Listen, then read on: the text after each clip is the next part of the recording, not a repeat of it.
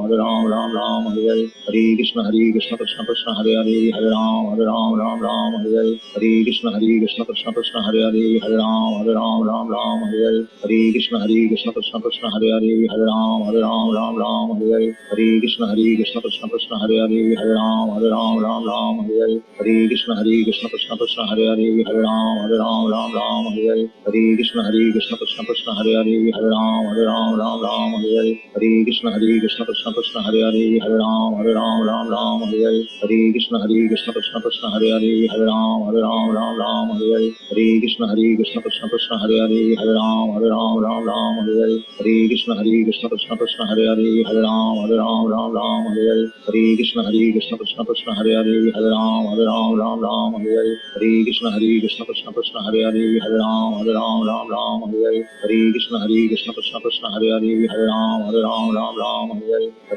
कृष्ण कृष्ण कृष्ण कृष्ण हरे हरे, हरे राम राम हरे हरे, हरे कृष्ण कृष्ण कृष्ण कृष्ण हरे हरे, हरे राम राम हरे हरे, हरे कृष्ण कृष्ण कृष्ण कृष्ण हरे हरे, हरे राम राम हरे हरे, हरे कृष्ण कृष्ण कृष्ण कृष्ण हरे हरे, हरे राम राम हरे हरे, हरे कृष्ण कृष्ण कृष्ण कृष्ण हरे हरे, हरे राम राम हरे हरे, हरे कृष्ण कृष्ण कृष्ण कृष्ण हरे हरे, हरे राम राम हरे हरे, हरे कृष्ण कृष्ण कृष्ण कृष्ण हरे हरे, हरे राम राम हरे हरे, हरे कृष्ण कृष्ण कृष्ण कृष्ण हरे हरे, हरे राम राम हरे हरे, हरे कृष्ण कृष्ण कृष्ण कृष्ण हरे हरे, हरे राम राम हरे हरे, हरे कृष्ण कृष्ण कृष्ण कृष्ण हरे हरे, हरे राम राम हरे हरे, हरे कृष्ण कृष्ण कृष्ण कृष्ण हरे हरे, हरे राम राम हरे हरे, हरे कृष्ण कृष्ण कृष्ण कृष्ण हरे हरे, हरे राम राम हरे हरे, हरे कृष्ण कृष्ण कृष्ण कृष्ण हरे हरे, हरे राम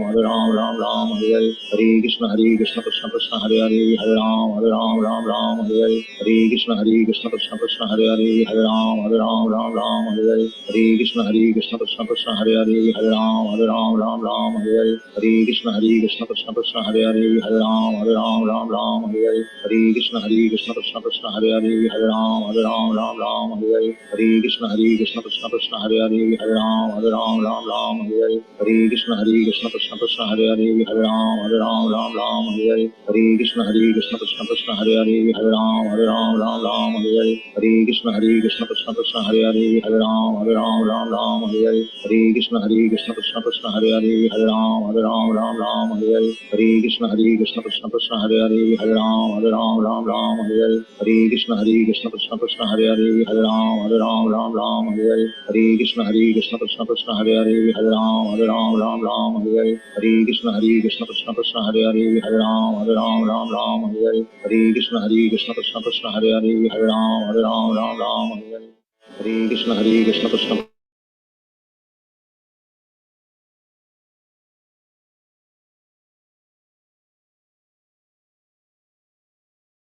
हरे कृष्णा।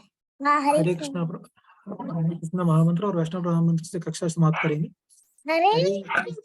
हरे कृष्णा कृष्णा कृष्णा हरे हरे, हरे राम राम राम कल्पतरुभ्यश्च कृपा सिंधु भैरवच पतितानां